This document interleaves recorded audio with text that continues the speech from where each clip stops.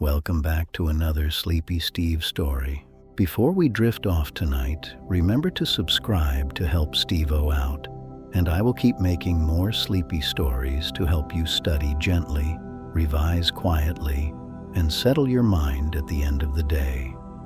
Tonight, we are going to walk slowly through the quiet measurement room of the economy, where the lights are low, the graphs are calm, and each number is treated not as something sharp or stressful, but as a small signpost that helps us understand how Australia is traveling.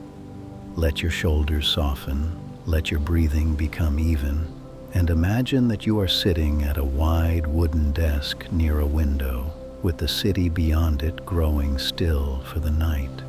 Somewhere out there, people are finishing work, businesses are closing their doors, trains are carrying people home, families are comparing prices at the supermarket, and the economy is moving in thousands of small ways, even while the evening settles.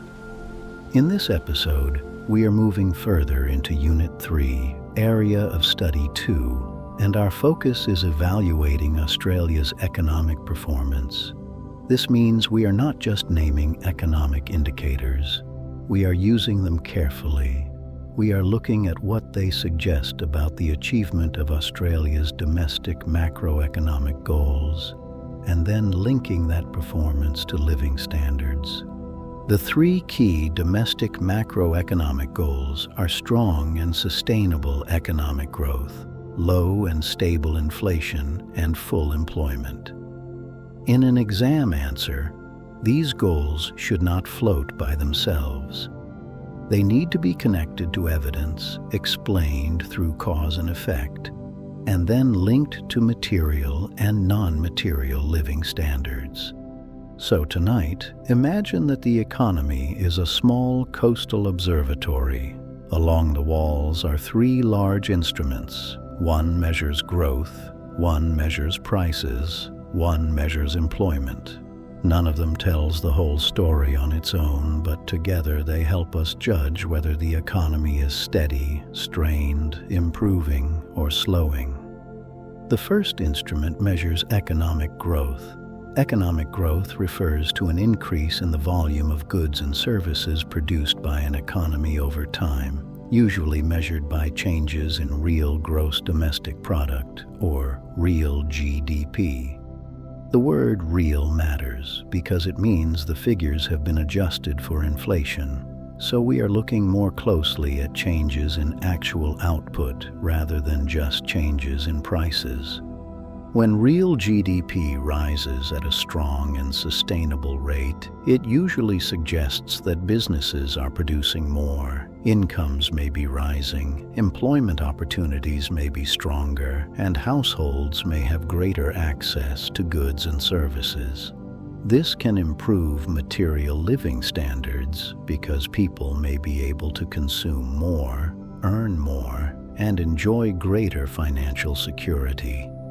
But growth must be sustainable. If growth is too fast, the economy may run beyond its productive capacity. Businesses may struggle to find workers, wages and costs may rise too quickly, demand may exceed supply, and inflationary pressure may build. If growth damages the environment, increases inequality, or creates stress and long working hours, then non-material living standards may not improve, even if real GDP rises. This is an important exam idea. Strong growth is not automatically good in every way. You need to evaluate. You need to say that growth can improve material living standards through higher incomes, more employment, and greater consumption, but that it may reduce non-material living standards if it contributes to environmental damage, congestion, inequality, or pressure on leisure time. The second instrument measures inflation. Inflation is a sustained increase in the general level of prices over time, and in Australia, it is commonly measured by the Consumer Price Index, or CPI. The goal is not zero inflation, The goal is low and stable inflation because a small and predictable increase in prices is usually easier for households and businesses to manage than prices that rise too quickly or move unpredictably. Low and stable inflation helps protect purchasing power. When prices rise at a moderate and predictable rate, households can plan their spending, businesses can make investment decisions with more confidence, and money keeps its usefulness as a store of value. This can support material living standards because income can buy a reasonably stable quantity of goods and services. High inflation can reduce material living standards, especially for people whose wages or income support payments do not rise as quickly as prices. If groceries, rent, electricity, petrol, or other essentials become more expensive, households may have to reduce discretionary spending or go without goods and services that previously supported their well-being. High inflation can also reduce non-material living standards. It can create stress, uncertainty, and a sense of insecurity. Families may worry about bills, businesses may delay investment, and workers may feel pressure if wage growth does not keep up. So, in an exam answer, inflation should not only be described as a price problem, it should be linked to purchasing power, confidence, planning, equity, and well-being. Very low inflation or deflation can also be a concern. If prices are barely rising because demand is weak, businesses may earn less revenue, reduce production, or delay expansion. This may reduce employment growth and income growth. So again, evaluation matters. The target is not simply the lowest possible inflation, but inflation that is low and stable enough to support confidence, investment, and sustainable economic activity. The third instrument measures employment. Full employment does not mean that every single person has a job at every moment. It means that everyone who is willing and able to work at current wage rates can find employment within a reasonable time, allowing for some frictional and structural unemployment. The main headline indicator is the unemployment rate, which measures the percentage of the labor force that is unemployed and actively seeking work. Employment is deeply connected to living standards.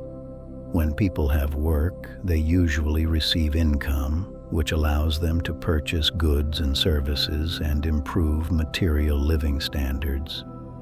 Employment can also improve non-material living standards by giving people routine, purpose, confidence, social connection, and a sense of contribution. Unemployment can damage both material and non-material living standards. Materially, unemployed people may face lower income and reduced access to goods and services. Non-materially, they may experience stress, reduced self-esteem, poorer mental health, and social exclusion. Long-term unemployment can be especially harmful because skills may decline, confidence may fall, and the chances of finding work may become weaker over time. Underemployment also matters. A person is underemployed when they have a job but want and are available to work more hours.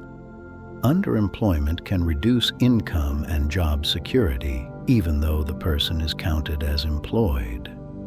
For evaluation, this means that a low unemployment rate may not tell the entire story if many workers are not getting enough hours or if wage growth remains weak.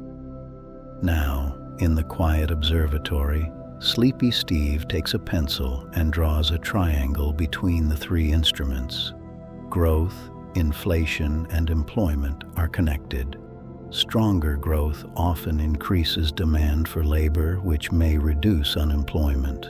But if growth becomes too strong relative to productive capacity, it may increase inflation.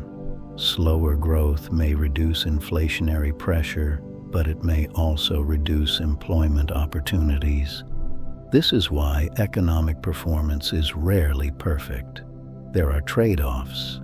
A government or central bank may try to reduce inflation by slowing aggregate demand, but slower demand may also weaken economic growth and increase unemployment.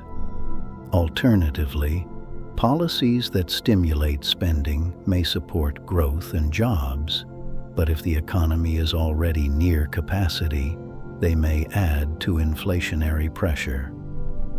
In Unit 3 Economics, you should get used to writing with this kind of balance. A strong answer might say, Australia's performance has improved in relation to one goal, but this has created pressure or weakness in another goal. Or it might say, an indicator suggests progress, but other indicators limit the extent of the improvement in living standards. Evaluating performance means doing more than describing a number. It means judging the extent to which a goal has been achieved. For growth, you might ask, is real GDP rising at a rate that is strong enough to lift incomes and employment, but not so fast that it creates inflation or environmental pressure? For inflation, you might ask, is CPI growth low and stable enough to protect purchasing power and confidence? For employment, you might ask, are unemployment and underemployment low enough to suggest that labor resources are being used efficiently and that households can access income? You also need to think about trends. A single statistic is useful, but a trend is often more powerful. If inflation has fallen over several quarters, this suggests movement toward low and stable inflation. If unemployment is rising over time, this suggests weakening labor market conditions. If real GDP growth is slowing, this may indicate that economic activity is losing momentum. When you use data in an exam, you do not need to turn the answer into a report full of numbers. You need to use evidence selectively. One or two well-chosen statistics, combined with clear explanation, are usually more valuable than a long list of figures. The rhythm is simple. Identify the indicator, state what it shows, explain why it matters for the goal, and link the effect to living standards. For example, you might write that if real GDP growth is weak, this suggests Australia is less successful in achieving strong and sustainable economic growth. Weaker growth may reduce business revenue, lower investment, and reduce demand for labor, which can slow income growth and reduce material living standards. It may also reduce non-material living standards if households experience greater job insecurity or financial stress. For inflation, you might write that if CPI growth remains above the preferred range, Australia is not fully achieving low and stable inflation. Higher inflation reduces the purchasing power of household income, meaning families may be able to afford fewer goods and services, which reduces material living standards. It may also reduce non-material living standards by increasing stress and uncertainty. For employment, you might write that if unemployment remains low, Australia is performing strongly in relation to full employment. Low unemployment means a higher proportion of people who want work can access income, which supports consumption and material living standards. It may also improve non-material living standards through stronger social connection, confidence, and sense of purpose. But remember the word extent. Evaluating means you are often saying partly, mostly, strongly, weakly, or not fully. You might say that Australia is performing relatively well in employment, but less strongly in inflation. Or that economic growth is positive but below trend. suggesting only a limited improvement in material living standards. These small judgment words make your answer more evaluative. Living standards are at the center of the judgment. Material living standards relate to access to goods and services, income, consumption, housing, transport, education, and healthcare. Non-material living standards relate to well-being, safety, leisure time, environmental quality, equality, community connection, and life satisfaction. A complete answer often needs both. This is where many students improve their exam writing. They stop at the goal, but the study design wants links to living standards. So do not just say inflation is high. Say high inflation reduces purchasing power and therefore may reduce material living standards. Do not just say unemployment is low. Say low unemployment improves access to income and may improve both material and non-material living standards. Do not just say growth is strong. Say strong growth can lift incomes and employment, but may have costs if it is unsustainable. There are also distributional issues. Average economic performance can hide differences between groups. Growth may be strong overall, but some regions, industries, or households may not benefit equally. Inflation may affect lower-income households more severely because they spend a larger share of income on essentials. Unemployment may be concentrated among young people, regional communities, or workers in declining industries. This matters for equity and living standards. If the benefits of growth are unevenly distributed, material living standards may improve for some households while others fall behind. If inflation is driven by essentials, people with lower incomes may experience sharper reductions in purchasing power. If unemployment is concentrated in particular communities, non-material living standards in those communities may decline even when the national unemployment rate looks acceptable. A strong economic student can gently add this nuance. They might write, while the overall unemployment rate suggests progress toward full employment, underemployment and youth unemployment may limit the extent to which all groups experience improved living standards. That sentence is calm, precise, and evaluative. External factors also shape economic performance. Australia is an open economy, so global conditions matter. Changes in commodity prices, global demand, interest rates overseas, exchange rates, supply chain disruptions, geopolitical events, and migration flows can all affect growth, inflation, and employment. Domestic performance is never completely separate from the international economy. For example, higher global energy prices can add to inflation by increasing production and transport costs. Strong demand for Australian exports can support economic growth and employment. A depreciation of the Australian dollar can make exports more competitive, but can also make imports more expensive, adding to inflationary pressure. These links help you explain why the macroeconomic goals can be difficult to achieve at the same time. Government policy and Reserve Bank policy also shape performance, but in this episode we are mostly evaluating outcomes rather than analyzing policy in detail. Budgetary policy and monetary policy will come later, like two careful tools resting on another bench in the observatory. For now, the key is to understand what the indicators say and how they connect to goals and living standards. Let us practice the exam rhythm again, quietly. First, define the goal. Second, use an indicator. Third, describe the trend or level. Fourth, explain the economic effect. Fifth, link to living standards. Sixth, make a judgment. This sequence can turn a vague paragraph into a strong evaluation. For strong and sustainable economic growth, the indicator is usually real GDP growth. You might also consider GDP per capita, productivity, and business investment, depending on the question. Real GDP growth shows changes in total output, while GDP per capita can give a better sense of average output per person.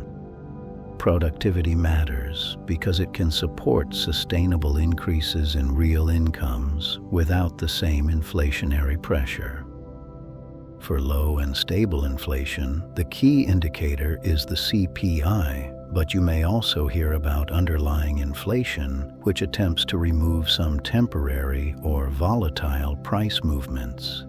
In VCE economics, the main point is that price stability supports confidence, purchasing power, and efficient decision-making. If inflation is too high or volatile, households and businesses find it harder to plan. For full employment, the unemployment rate is central, but participation, underemployment, and job vacancies can provide extra insight. A falling unemployment rate may suggest stronger labor demand, but if participation is changing or underemployment remains high, the picture may be more complicated. Again, the best answers do not panic over this complexity. They simply explain it clearly. Now imagine looking out from the observatory window again. Below, the streets of the economy are quiet but not empty. A cafe owner checks costs. A young worker waits for more shifts. A family thinks about rent. A business considers whether to invest. A government department looks at data. The macroeconomic goals are not abstract. They are connected to real choices and daily living standards. When the economy grows sustainably, there can be more opportunities. When inflation is low and stable, money feels more reliable. When employment is strong, more people can participate in economic life. But when one of these conditions weakens, the effects can spread through households, businesses, and communities.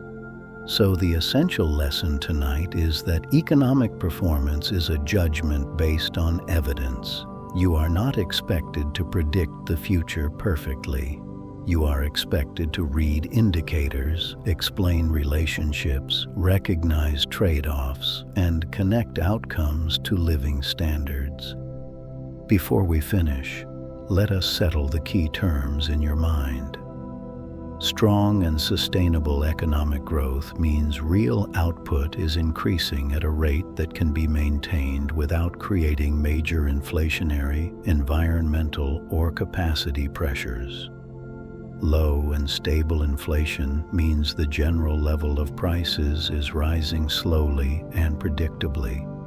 Full employment means those willing and able to work can find employment within a reasonable period, allowing for some unavoidable unemployment. And evaluation means making a supported judgment, not just saying what happened, not just naming the statistic. Evaluation means explaining how well Australia is performing against the goal, why the evidence suggests this, and what the likely effect is on material and non-material living standards. As you drift closer to sleep, you can let the three instruments fade softly in your mind: growth, inflation, and employment. Each one gives a reading. Each one matters. And together, they help us understand the economic conditions that shape people's opportunities, incomes, confidence, and well-being. That is enough economics for tonight. Let the numbers soften, let the graphs close, let the observatory lights dim one by one. You have walked through the goals, the indicators, the trends, and the living standards links. And now, Sleepy Steve will leave them neatly on the desk for you to find again when you need them. Sleep well. Don't study too hard. Subscribe for more sleepy stories.